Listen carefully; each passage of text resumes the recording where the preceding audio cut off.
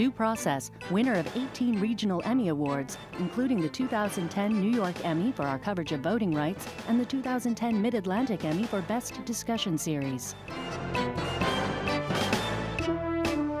I'm asking for your support for an institution which is going to decide things often that are unpopular, and sometimes their decisions are wrong. Oh my goodness, why should I support that? And that is the question that Alexander Hamilton asked. The institution, the U.S. Supreme Court. The Speaker, Supreme Court Justice Stephen Breyer, up next on Due Process.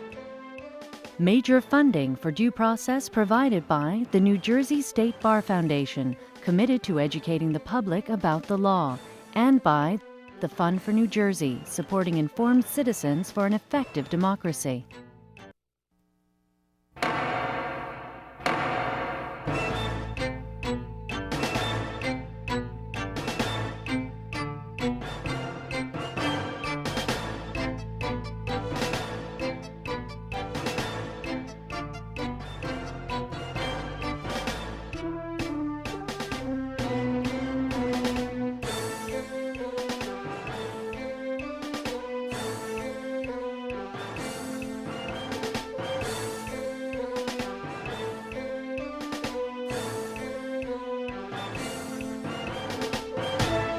Welcome to this special edition of Due Process, coming to you not from our studio, but from the historic Essex County Courthouse in Newark. I'm Raymond Brown. And I'm Sandra King, and it is in courtrooms like this one throughout the country that countless cases, criminal and civil, are decided each year. Most will end with that verdict or plea, settlement or trial. But a tiny percentage, just 80 in this last high court term, will step by step, appeal by appeal, make their way to a hearing by the U.S. Supreme Court, where the test is a not-so-simple matter of constitutionality. So whether you're a lawyer like me or a legal journalist like Sandy, a chance for an extended conversation with one of only 9 Supreme Court justices before an audience at Rutgers Law School without ground rules or limitations on what we could ask. And make that justice the erudite former Harvard prof. Stephen Breyer, who's written a provocative book on democracy and the court. And you've got an important event. And some must-see viewing here on Due Process. Sandy starts it off on this week's Breyer special, the first of 2, and it's right to the point of Justice Breyer's contention that our democracy does work.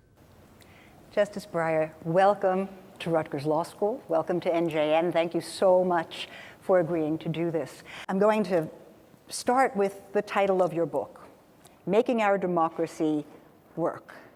When, without question, more Americans can name the 3 judges on American Idol than can name 1 judge on the Supreme Court, at a time when fewer than 60% of Americans choose to vote. What kind of shape is our democracy in? That's a good question, and that's why I wrote the book. I think it's in pretty good shape. I'm always optimistic, and I really wrote this in order to tell people at just the kind of time you're talking about. People don't trust American institutions. A lot of them don't. Yourself and Justice Scalia are probably the only justices who, in the written word, outside of the confines of the legal establishment, come out and engage in conversation. And obviously that's a choice each justice makes. Mm-hmm. And while I wasn't unhappy to see Judge Bork not get the nomination, I thought that perhaps the consequence of the process he went through meant that people who are engaged in the intellectual sphere, who write, who speak publicly, are less likely to get on the court. Is that a fair assumption, and does it affect the quality of what we can expect long-term from the court? Who's nominated to the court?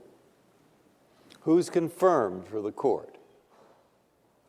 Is something I'm only a little bit expert on. I know my own nomination. I was glad I was confirmed.